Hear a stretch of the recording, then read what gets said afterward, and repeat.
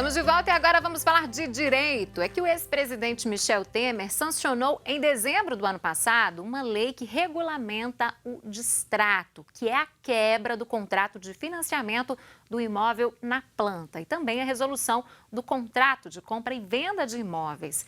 Gente, a nova lei, que tem vigência imediata, acrescenta e altera informações em diversos artigos da Constituição, trazendo então importantes mudanças para o setor imobiliário.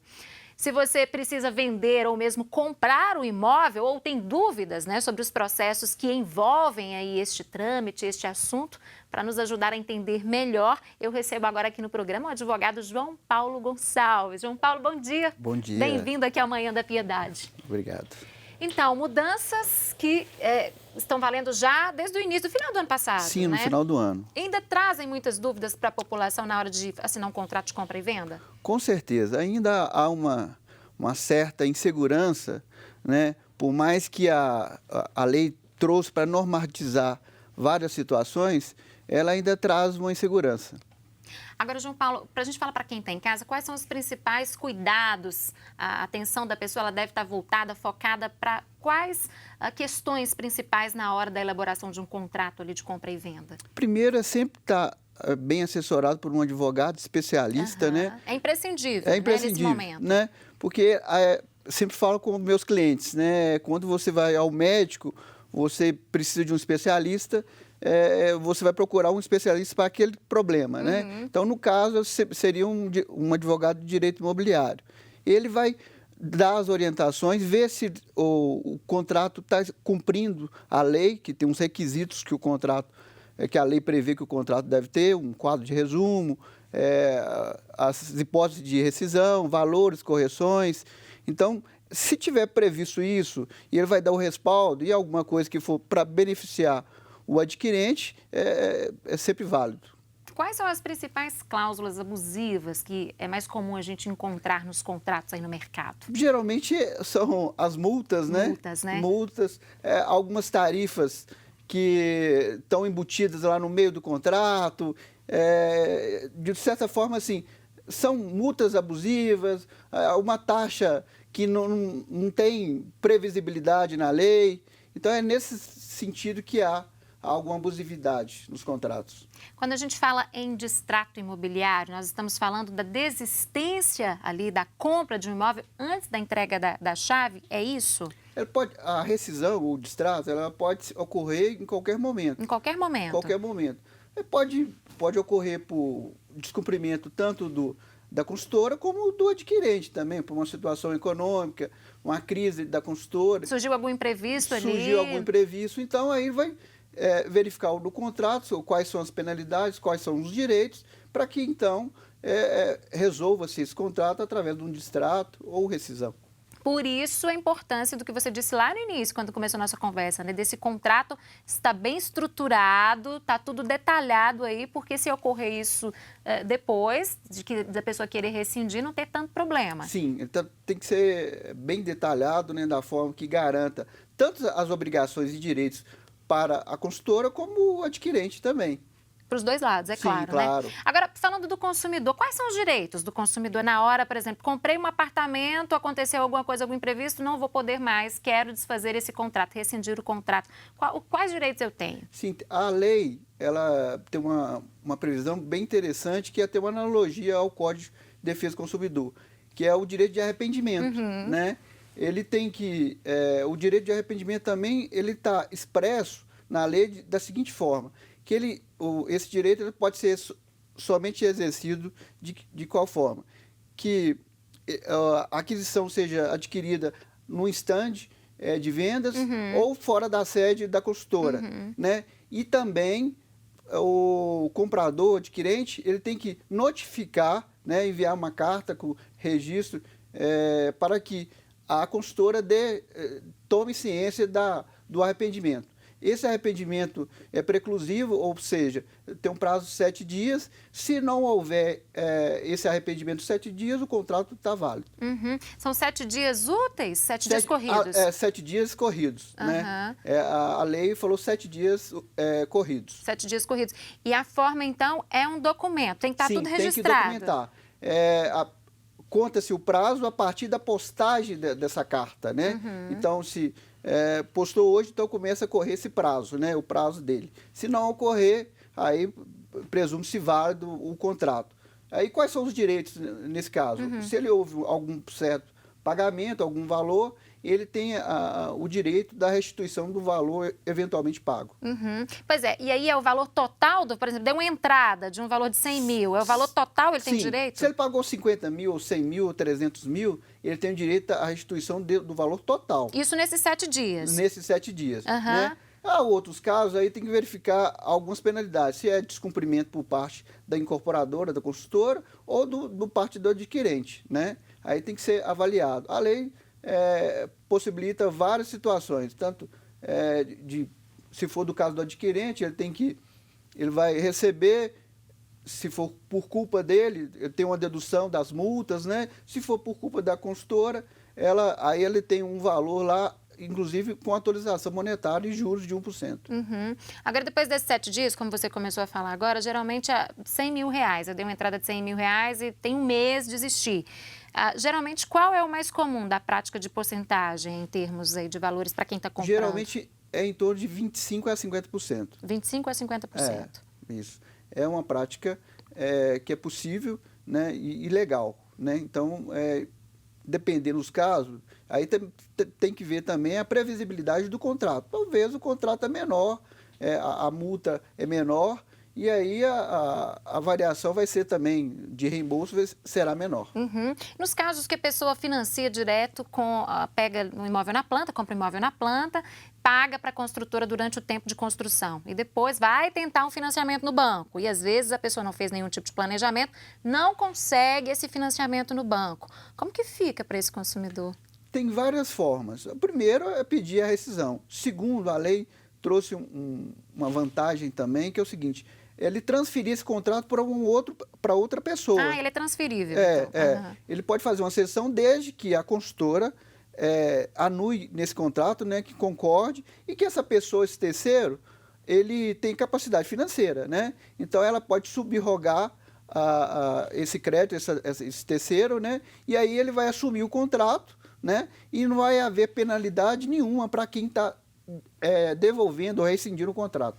Agora, no caso da construtora, da incorporadora, se negar a atender, a aceitar esse pedido da pessoa que estava comprando o imóvel, né, e não quer mais, desistiu por algum motivo, o que deve ser feito? Aí ingressar com uma ação judicial para pedir, né, as multas, né, e a rescisão do contrato.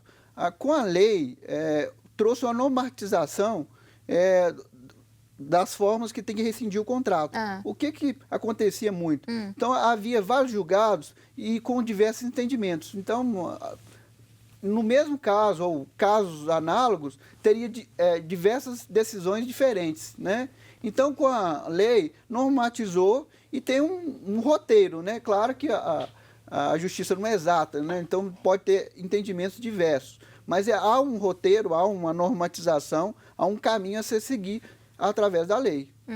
E esse novo caminho agora, essa nova lei, a gente pode falar que ela trouxe mais benefícios para o consumidor, para a pessoa que quer comprar o imóvel? Sim, com certeza. Conforme eu havia dito, primeiro normatizou várias situações. Regulamentou, né? Sim. Trouxe o direito do arrependimento, que não havia. Não tinha isso antes. Não havia, né? Trouxe também a hipótese do caso de atraso da entrega do apartamento, a incorporadora ser multada, né, com juros de 1%, mais correção monetária. Isso é uma situação bem comum, né? Muito comum. Muitas pessoas, às vezes, desistiam de comprar o imóvel na planta por causa desses atrasos. Sim. A lei também regulamentou a questão do atraso. Existe uma previsibilidade de entrega e mais 180 dias. Essa multa é só aplicada se houver no contrato a previsibilidade de entrega, mais a previsibilidade dos 180 dias. Se isso transcorrer esse prazo, aí aplica-se a multa, que é um direito aí para o consumidor. A gente pode falar, então, que esse é um dos pontos mais favoráveis para o consumidor, muito favorável, porque havia uma morosidade muito grande e o consumidor ficava à mercê de toda a situação. Queria morar, às vezes não queria rescindir o contrato e ficava aquela situação de empurra, né? O consumidor tem mais liberdade agora. Sim, então, e né? mais direito, claro. Mais direito, claro, sempre tendo ali um acompanhamento, uma assistência de um advogado, né? Agora, a gente falou, queria que você explicasse um pouco melhor, caso haja atrasos nas obras aí do apartamento, enfim, que as pessoas compraram e elas estão contando com aquilo, às vezes a pessoa mora de aluguel e, né, já fez um planejamento para pagar aluguel até aquela data, chegou naquele momento lá, o imóvel não foi entregue. A construtora, a incorporadora, de certa forma, também é responsável até mesmo por esse valor desse aluguel que essa pessoa paga a partir daquele momento? Sim, depende muito, né? Porque depende da construção desse contrato. Uhum. Se há previsibilidade legal, no caso de atraso, e previsibilidade para um pagamento de um aluguel, aí, se a consultora não pagar, ela pode acionar o judiciário nesse sentido. Muitos casos, hoje, estão resolvendo através das multas, né? Uhum. Porque as penalidades, no sentido, não atrasou, e com essa penalidade ele pode pegar o valor e pagar o aluguel, né? Então, há uma situação que beneficia o consumidor, mas também, se o contrato permitir essas situações, melhor ainda para o consumidor. Tem que prever todas as possibilidades Sim, na hora da elaboração sim. desse contrato, né? Queria que você falasse um pouco dessa taxa conhecida como SAT, não é isso? Que Isso. taxa é essa? É um serviço de assessoria imobiliário. É pouco usual ainda, né? Mas algumas consultoras insistem em cobrar essa taxa. Ainda cobram, então? É uma taxa, geralmente é de 0,88% a 1% do valor, né? Então, um imóvel de 200 mil a 1% seria R$2.000. Segundo a desculpa, né? O argumento, né, que eles dão é porque são medidas, valores para compensar os investimentos com contratação de advogados para elaborar o contrato, algo assim, né? Isso não é legal, né? Não é legal, né? Uhum. E aí, o entendimento já da jurisprudência, que você tem até um prazo para, se caso você descobrir ou não tinha ciência, né? Você tem um prazo de 3 anos, né? Depois da assinatura do contrato para cobrar isso judicialmente. Né? 3 anos, então. 3 anos. O entendimento jurisprudencial já é consolidado pelo STJ. E aí as pessoas conseguem reaver, talvez, algum valor que já foi pago? Sim, essa taxa ela é abusiva, né, ilegal, Uhum. E aí ela vai reaver e possivelmente vai reaver em dobro, né? Uhum. Agora, eu queria que você falasse para as pessoas que estão em casa, qual a dica, não sei se é uma dica, eu acredito que sim, né, de comportamento, de avaliação nesse processo das pessoas que estão em fase de comprar um imóvel, para evitar ter problemas depois de multas, né, de ter que devolver o imóvel, de desistência também. O que é essencial nesse momento de análise? Sim, analisar a consultora, a situação financeira da consultora é muito importante. Como que ela está, há quantos anos que ela está no mercado, quais os tipos de empreendimentos que ela já realizou, né? Ter um cuidado muito grande, e aí uma assessoria de um advogado especialista na área, para que ele resguarde o máximo na hora de celebrar o contrato. E tomar sempre opiniões, verificar outras situações, tentar negociar também, às vezes, um valor. Uhum. Então, assim, negociar de fato o contrato e ter esses respaldos de um profissional especializado. Visitar algum empreendimento também que já foi concluído por aquela sim. construtora é importante para ver a qualidade? Muito importante, o acabamento da empresa, constar no contrato que tipo de acabamento que vai ser colocado. Então, são regramentos que você pode colocar, que é um direito, e não é abusividade de um direito, colocar, olha, vai ser dessa cor, o piso é dessa forma. Então, assim, tentar estabelecer um código, né, que seria o contrato entre as partes, né? Que, olha, tem que ser assim, dessa forma. Se há um descumprimento, isso implicará em penalidades, e se não houver o pagamento espontâneo extrajudicial, aí via judicial. Até marca de canos, rejuntos que é usada, até isso Sim, sempre pedir também importante, né?